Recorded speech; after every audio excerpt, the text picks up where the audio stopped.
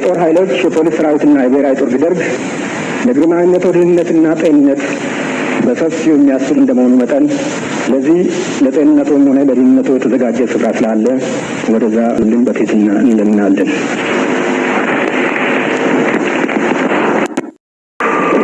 ጠቅላላው መቼም አሁን የተናገራችሁትን ሰምተናል።